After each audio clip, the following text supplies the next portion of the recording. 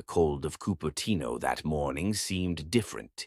It was not only the wind coming down from the hills of California and passing through the glass corridors of Apple's campus. It was a cold that seemed to come from within, an invisible weight in the air. Outside, journalists, employees, and investors were settling into the auditorium, speaking quietly, checking their phones, without imagining what was going through the mind of the man who was about to step onto the stage. Behind the curtain, Steve Jobs held a microphone, looked at the floor for a few seconds longer than usual, took a deep breath, and for a moment seemed distant, as if he were no longer there, as if he were trapped in thoughts that no one around him could hear. At that moment, Apple was still seen as a strong, creative, and respected brand, but Steve could see something that almost no one wanted to admit. The company was only a few months away from ending. It was not a metaphor, it was not an exaggeration for the press. It was a cold calculation based on numbers, wrong decisions, and a culture that had moved away from what once made Apple come into existence. As he walked toward the stage lights with thousands of eyes waiting for words of hope, he carried a much heavier thought. The greatest danger to Apple did not come from Microsoft, did not come from IBM, did not come from any other company. It came from within Apple itself. And as he looked at that audience holding the microphone, with his gaze lost for a few seconds in emptiness, a question echoed in his mind. A question that, perhaps without anyone knowing, still echoes today. What exactly did he foresee that is happening now? How can this affect not only a company, but the way all of us live, work, and connect with technology? Stay with us until the end and understand why many believe that the days of the Apple Empire may be numbered. Before we continue, leave a like to support the channel, subscribe if you enjoy this kind of content, and help us bring more stories like this to you.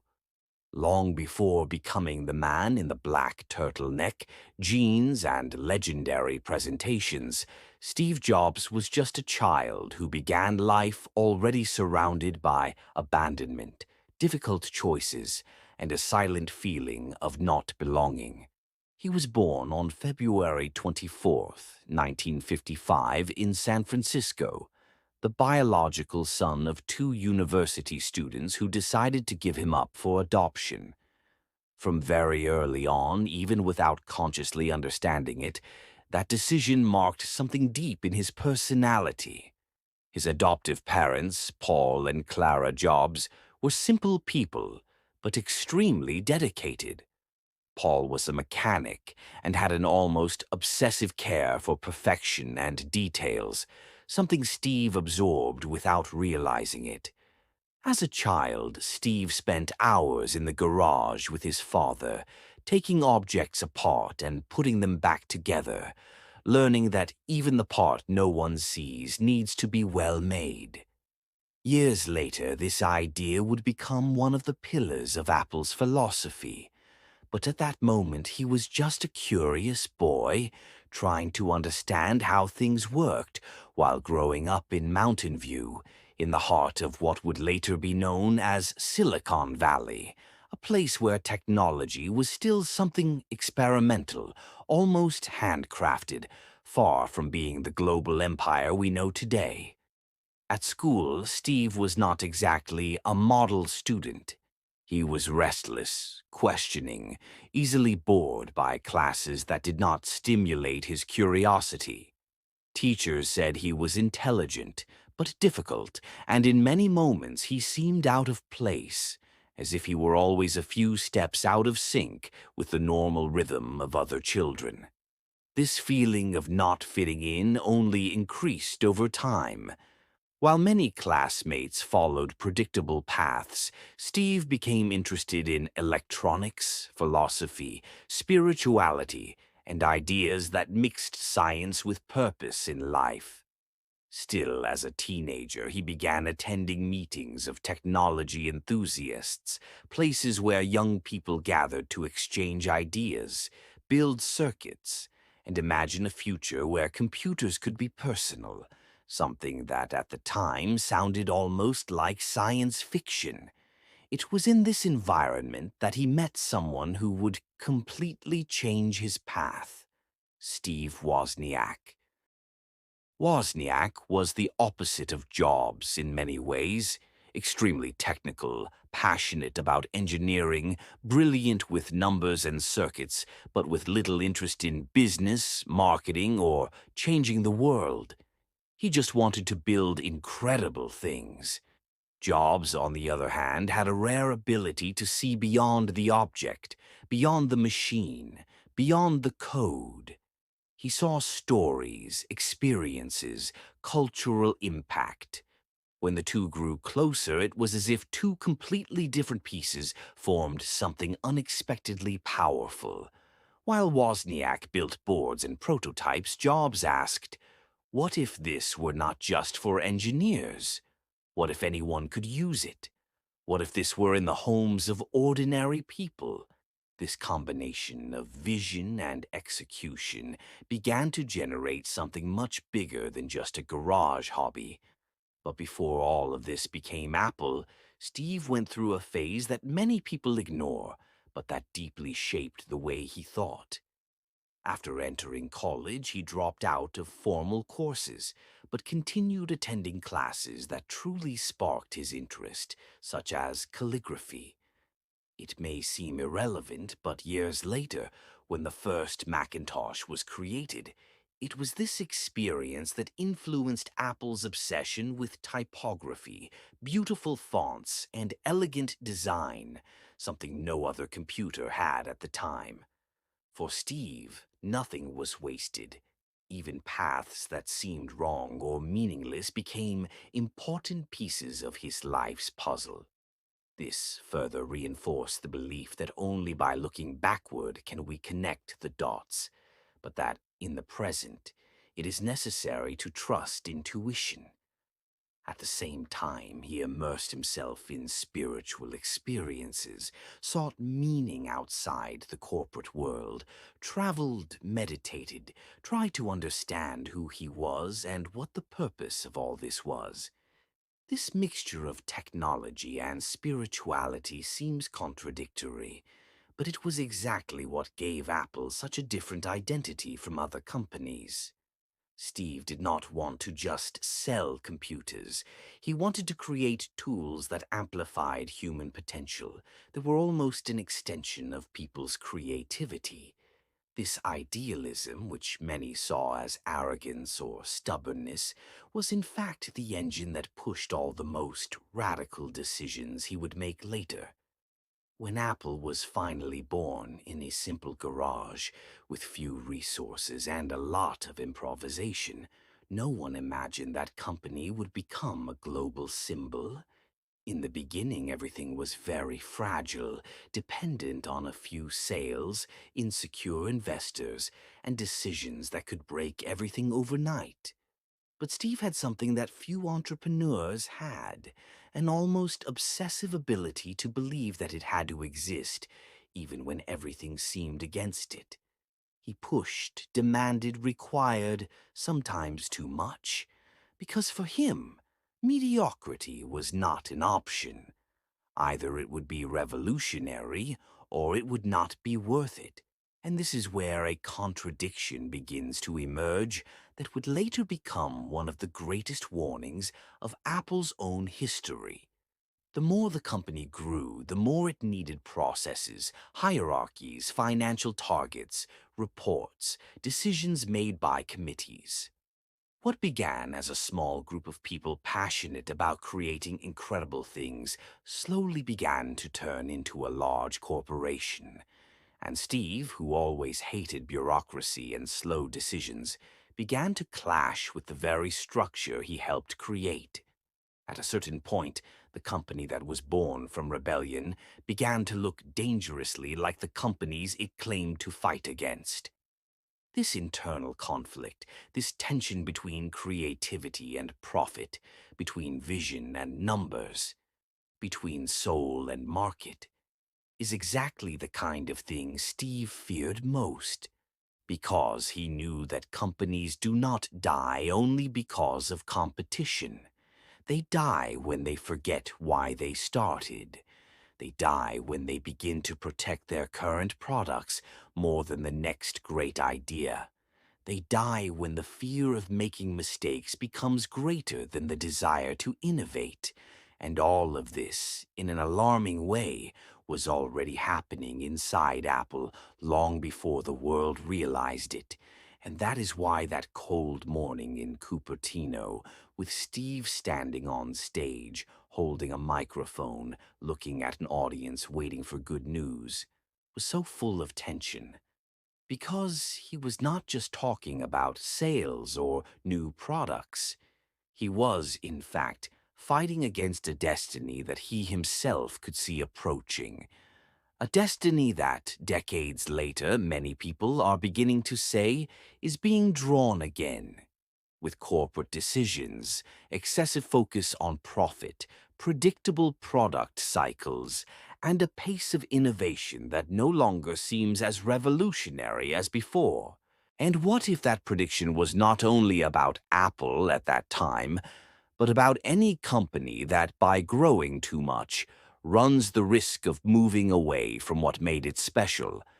And what if the warning Steve carried in his mind in that auditorium is still relevant today, not only for Apple, but for the entire technology industry that shapes our lives, our work, our relationships, and even the way we think? Uh,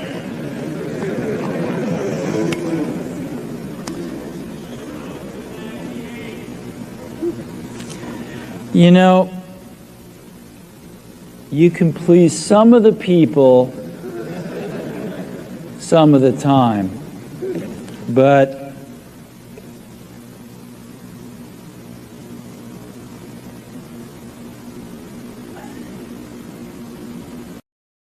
The idea of Apple was not born as a plan for global domination.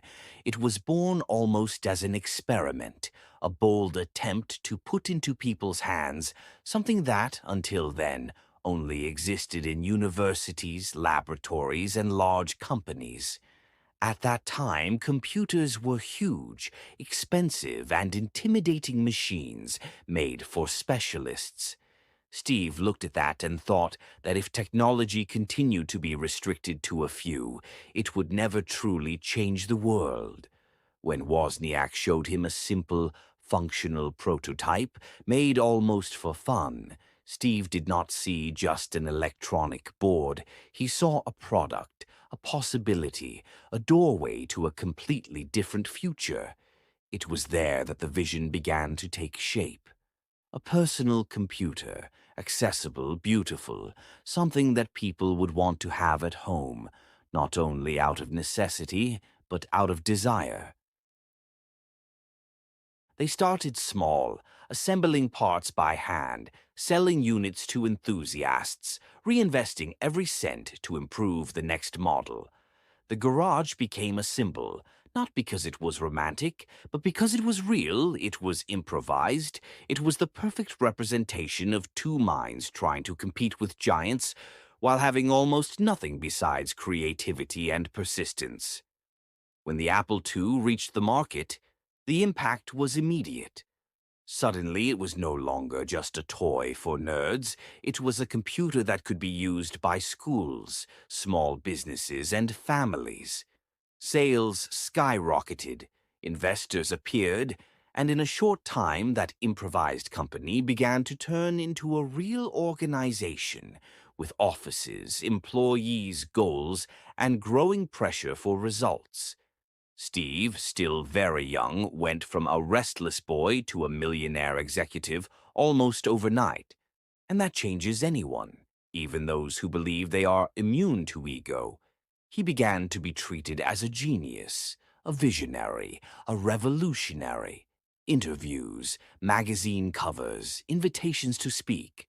The problem is that when everyone starts telling you that you are always right, it becomes increasingly difficult to listen when someone says that you might be wrong. Inside the company, Steve was intense, demanding, often impatient. He wanted the impossible, unrealistic deadlines, absolute perfection. For some, this was inspiring. For others, it was simply unbearable. Apple's culture began to split between people who blindly believed in Steve's vision and people who were exhausted by the way he ran everything. When the Macintosh project began, the ambition was even greater. It was no longer just about selling computers, but about completely changing the way people interacted with machines. Graphical interface, mouse, elegant design, all of that was revolutionary for the time.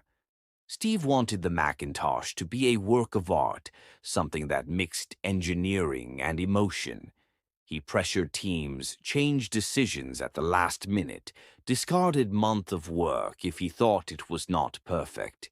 And despite all this chaos, the final product really was different from everything that existed in the market.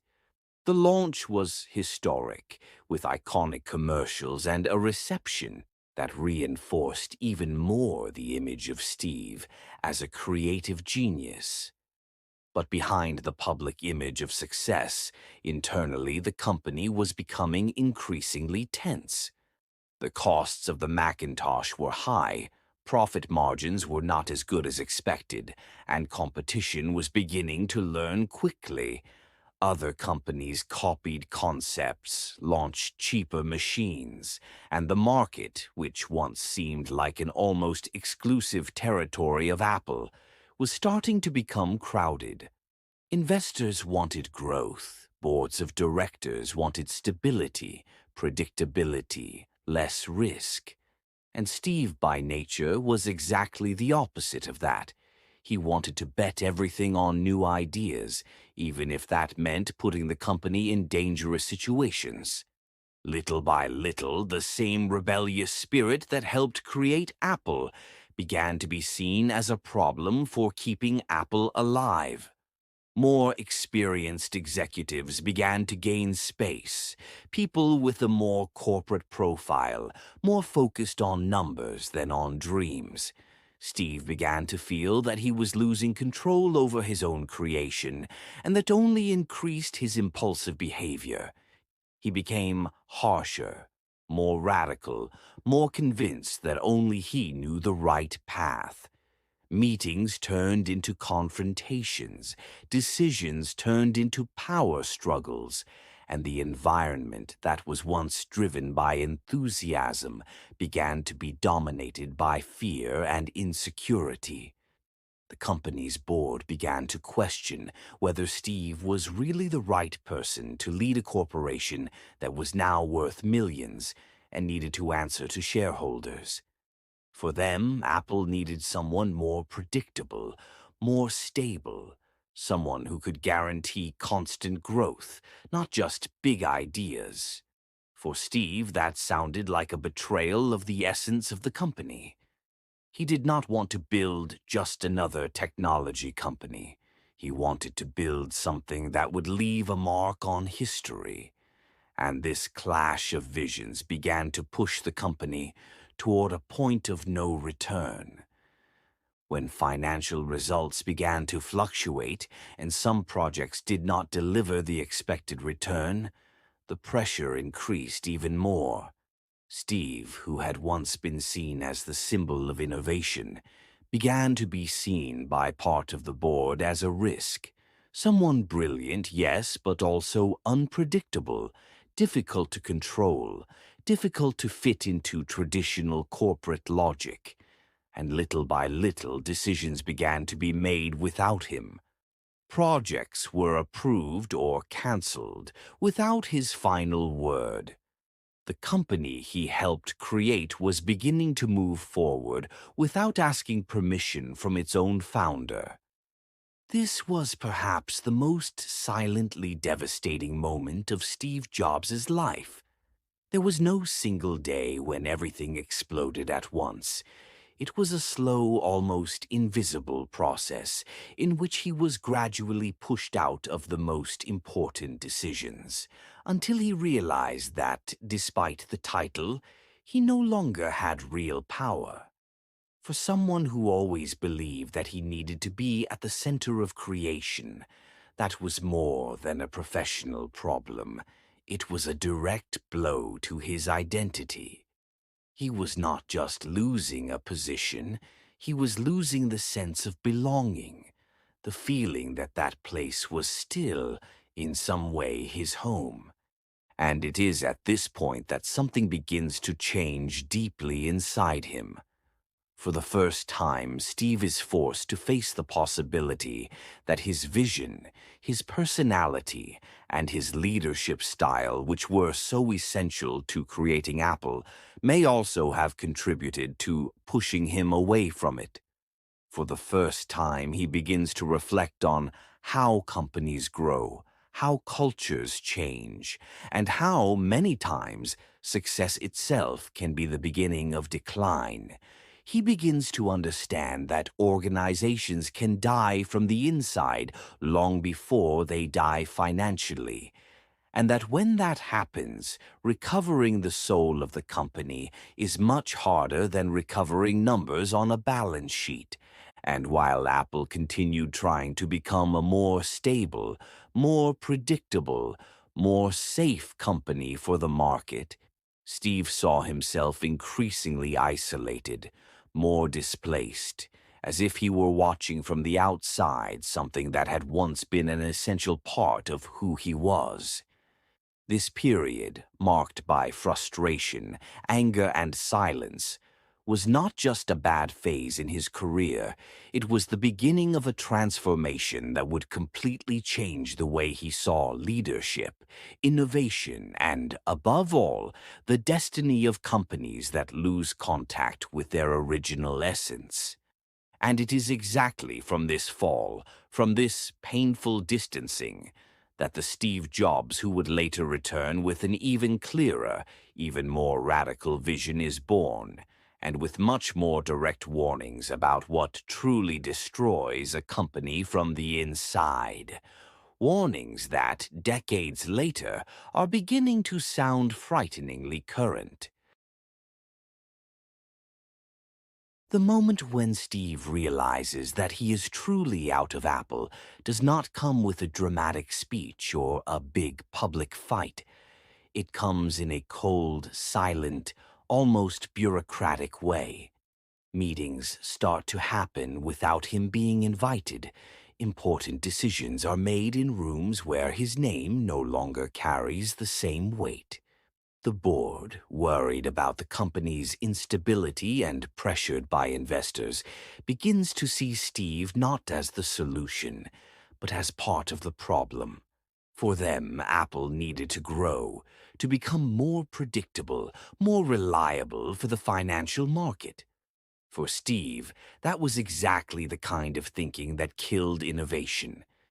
This clash of mindsets turns into a gap impossible to cross. When it finally becomes clear that he no longer has enough support to lead the company, the fall is brutal. The founder is removed from his own creation, not because of a specific mistake, but because of an accumulation of conflicts, egos, expectations, and fears. To the world, this looks like just another corporate leadership change. To Steve, it is a public humiliation and a personal collapse. He does not lose only a position. He loses the place where he put years of obsession, sleepless nights, and his entire professional identity. Suddenly, he is no longer the leader of the company that changed computers. He is just another executive who was replaced. In the days and weeks that follow, the emptiness is enormous. People who once followed him now avoid contact. Projects continue without him. And Apple, ironically, seems to want to move forward by erasing as much as possible of his presence. Steve enters a period of deep reflection, mixed with anger, sadness, and a constant sense of failure. He begins to question whether all that belief in vision, creativity, and perfection was really worth it when, in the end, the market and internal politics spoke louder. For the first time since he was very young, he does not have a clear project. He does not have a team. He does not have a stage. But this period of fall, which could have ended his story right there, ends up becoming one of the most important of Steve's life. Instead of trying to immediately return to the traditional corporate game, he decides to do something different. He decides to create a new company, but this time without the pressure to please investors, without the obligation to compete at mass scale in the market. Thus, Next is born, a company whose main objective was not to sell millions of units, but to create the most advanced and best designed computer possible for universities and research centers. It was almost as if Steve were trying to prove, first to himself, that he was still capable of building something extraordinary. At Next, he takes to the extreme everything he always believed about design and user experience. Every detail matters. Every decision needs to have a purpose. Every component must be beautiful and functional. The problem is that this obsession with perfection makes the products too expensive to reach large scale. Commercially, Next is not a great success. Sales are limited, costs are high, and for many analysts, the company seems like just another egocentric project of a founder trying to reinvent himself. But behind the modest numbers, something extremely important is happening. The technologies created there are far ahead of their time and, without Steve knowing it, would later become the foundation of the modern operating system of Apple itself.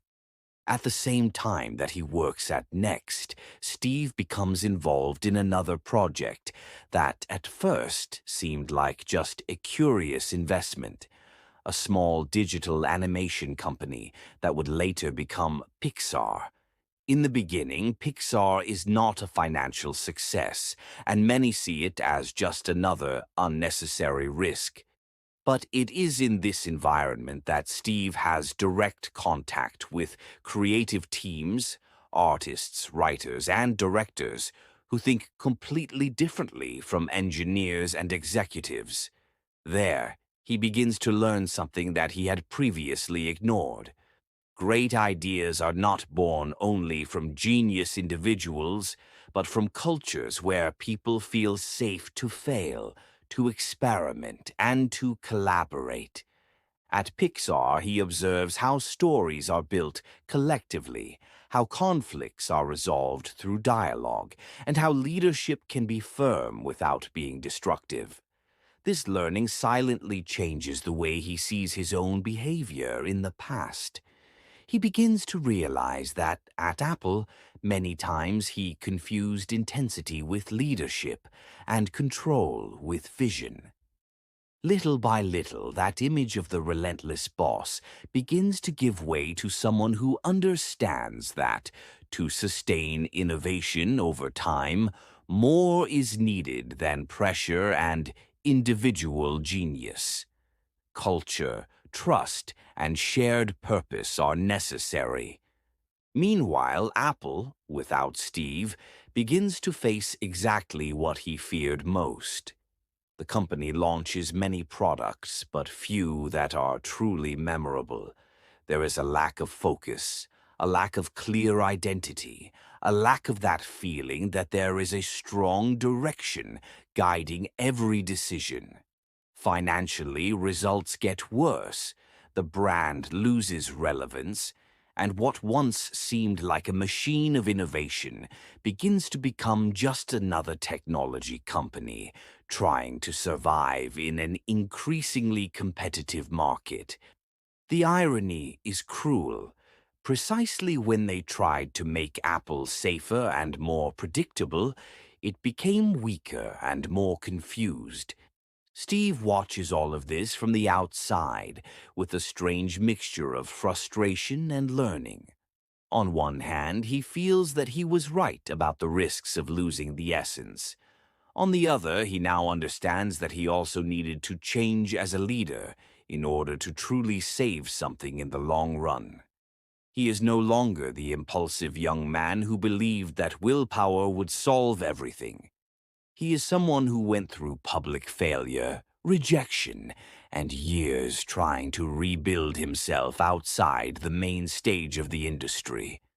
And it is exactly this combination of pain, reflection, and new learning that prepares the ground for something that few imagined possible: Steve Jobs' return to Apple, not as the young rebel who founded the company, but as someone who carries a much clearer vision about how companies grow, how cultures are lost, and how technological empires can collapse when they move away from what made them special.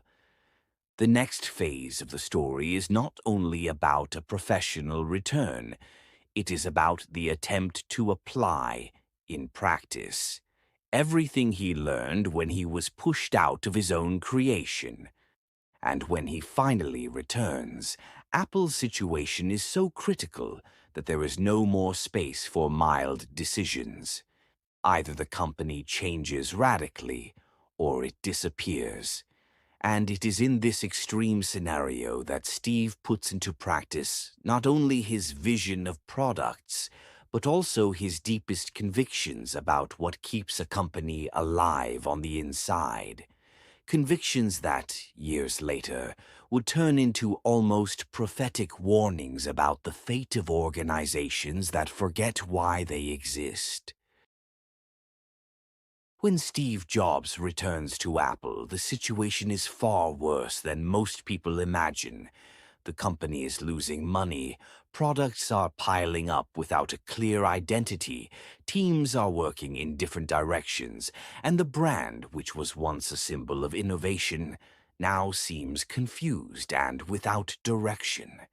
There is no longer that sense of collective purpose. For many employees, Apple has become just another workplace, not a mission. Steve enters this scenario without big public speeches at first, but internally he acts quickly and radically. The first decision is not to launch a new product. It is to cut projects, cut entire computer lines, cut ideas that do not fit into a simple and clear vision. He drastically reduces the product portfolio, focusing on a few products, but ones that needed to be excellent. This simplification is not only strategic, it is almost philosophical. For Steve, focus does not mean doing less because of lack of capacity. It means choosing what really matters and saying no to everything else. This is extremely difficult in large companies because every product has teams, managers, goals, and interests involved. Canceling a project is not just a technical decision, it is a political decision. But he knew that, without focus, Apple would not survive. And little by little, the company begins to recover an identity it had lost. Clear products, striking design, and a simple narrative that anyone could understand. The iMac emerges in this context as a symbol of rebirth. It was not just a computer, it was a statement that Apple was becoming different again. Colorful design, everything integrated without the mess of cables and separate parts. To the market, that seemed strange, even risky. To Steve, it was exactly this kind of boldness that defined the soul of the company. The success of the iMac does not only improve the finances, it changes the internal climate. Employees begin to feel proud again, to believe that they are building something special once more. The culture slowly begins to rebuild. But Steve did not want only to save Apple. He wanted to redefine the role of technology in people's lives. He believed that computers should not be just work tools, but instruments of expression, creativity, and connection. This vision expands even more when the idea of the iPod emerges. At that time, listening to digital music was a complicated experience, full of confusing software and unintuitive devices. Steve saw an opportunity there to do what Apple had always done best: take something technical and turn it into something simple, beautiful, and almost magical for the user. The iPod, together with iTunes, completely changes the music industry, and without anyone immediately realizing it, begins to transform Apple from a computer company into an ecosystem company. This concept of ecosystem is fundamental to understanding both the success and the future risks. Products no longer existed in isolation. They began to work better together, creating an integrated experience that held the user almost invisibly. It was convenient, elegant, and extremely efficient from a business point of view. The more products you had, the more sense it made to stay within that universe. This generates loyalty, but it also creates dependence. At that moment, however, everything seemed simply brilliant. Apple was once again ahead, setting trends instead of following them. And then comes the iPhone, perhaps the greatest revolution ever created by the company. It was not just a phone, it was a pocket computer, a platform for apps, communication, entertainment, and work.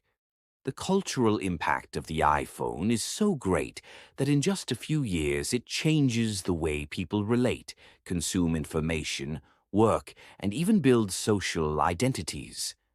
Apple was no longer just selling products, it was shaping behaviors. Steve understood the weight of this very well, and at the same time that he was proud of the impact, he also carried a certain discomfort with the responsibility that came with it.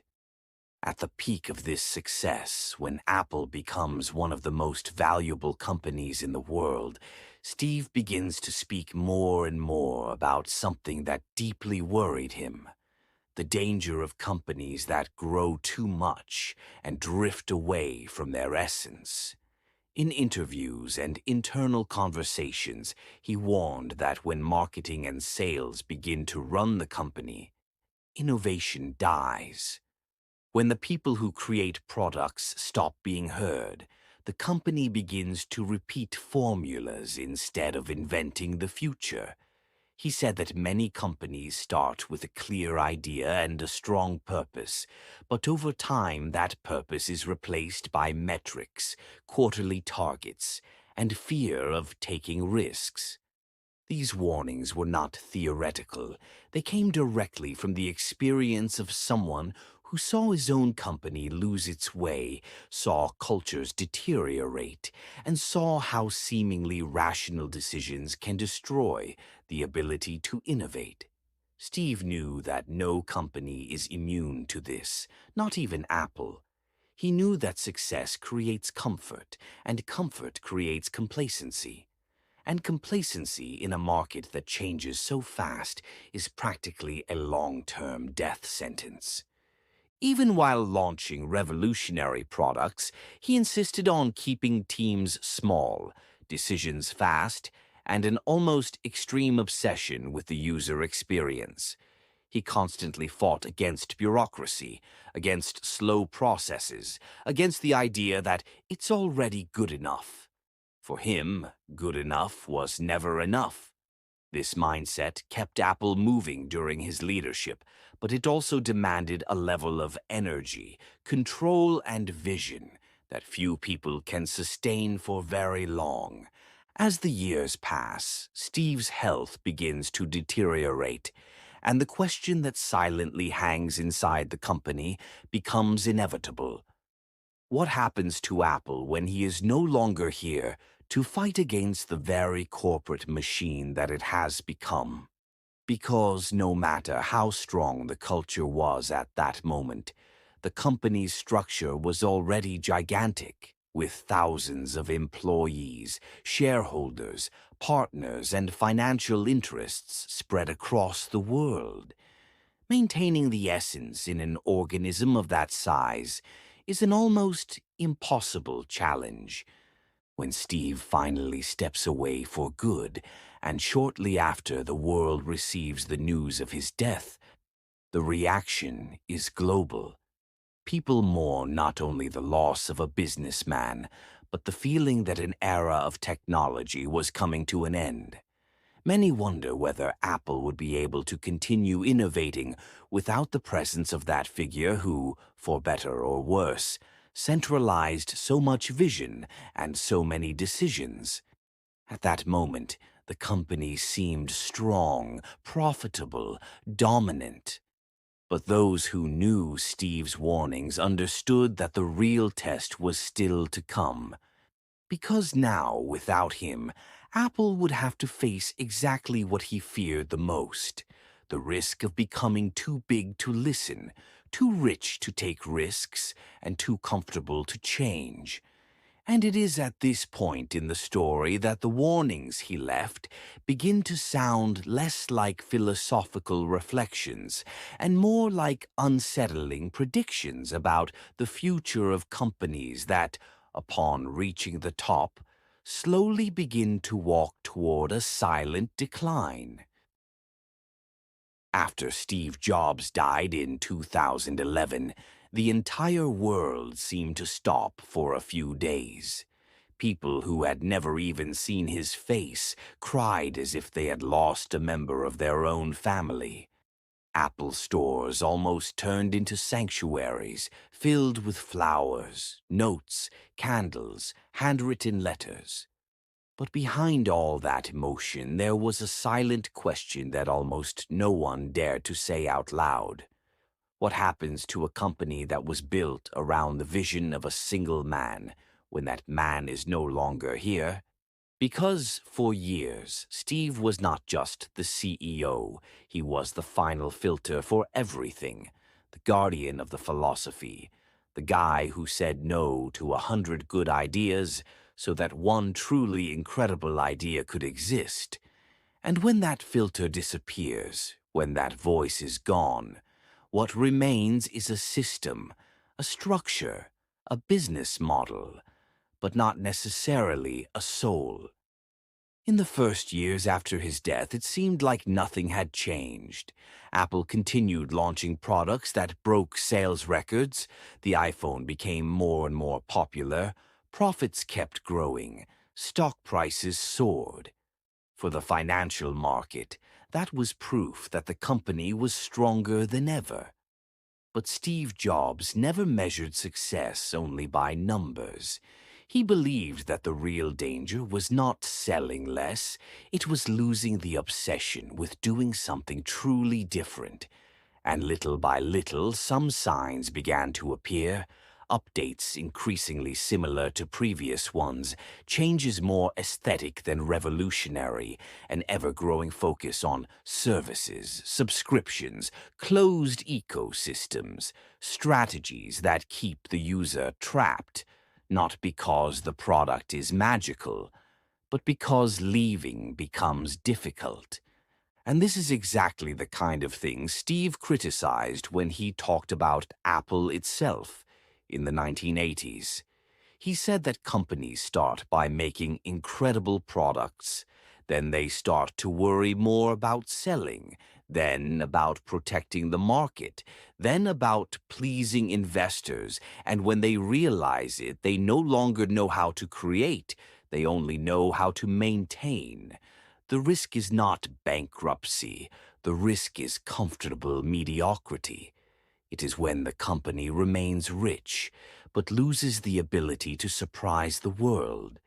And perhaps the most frightening thing is realizing that today many people buy Apple products not for the revolution, but for the status, for the brand, for the ecosystem, for the habit. And that, for someone like Steve, was almost a betrayal of the original idea. Meanwhile, the world around it changed far too fast. Artificial intelligence advancing, devices becoming cheaper and more powerful, new companies emerging without fear of breaking rules, startups that have nothing to lose and everything to prove, the kind of environment where Steve Jobs always felt at home.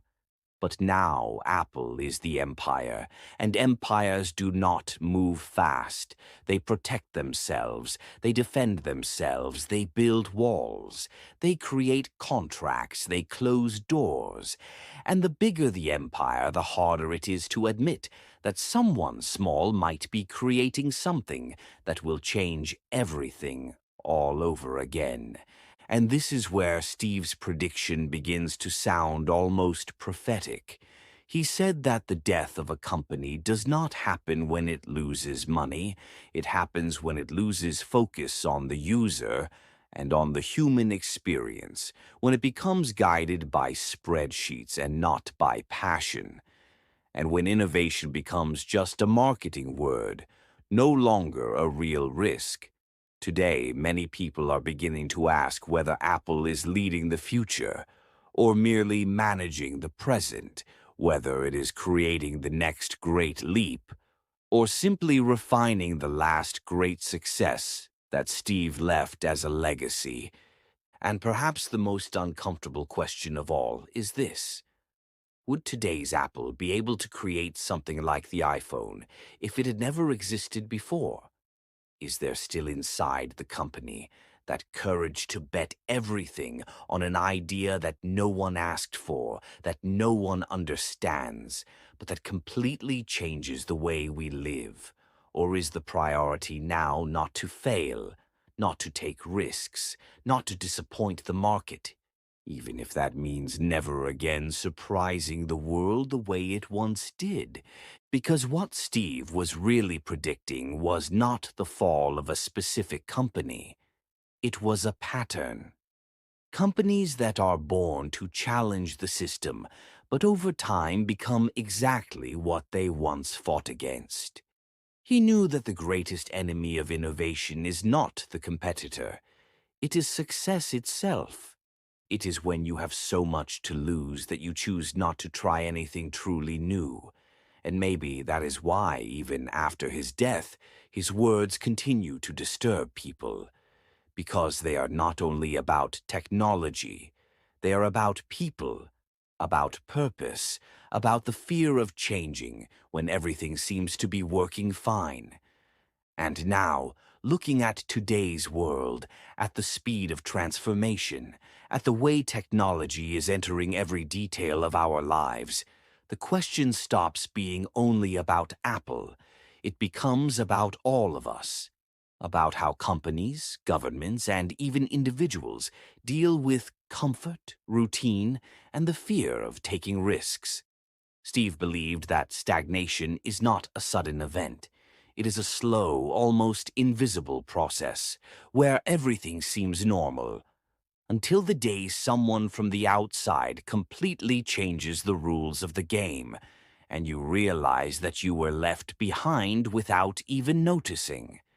And maybe that is exactly what he was trying to warn us about. That no matter the size of the empire, no matter how many glass buildings, how many billions in cash, how many fans around the world, if the essence is lost, if the hunger to create disappears, if the courage to challenge your own success dies, then the end is not a question of if, but when. And perhaps the true legacy of Steve Jobs is not a specific product, nor a specific company, but this constant warning that everything can end the moment we stop questioning, stop dreaming, and start merely managing what was once a dream. And so this question remains in the air, echoing through everything we are living today. Is history repeating itself? Is Apple, little by little, collapsing from the inside, with one difference that changes everything? Its creator is no longer here to fall. Get back up and rebuild the way he did in the past. Is there no longer that man capable of saying no to everything in order to save what truly matters? Or will we still see a new turning point, a new revolution, something that no one is expecting, but that can change everything again? What do you really think?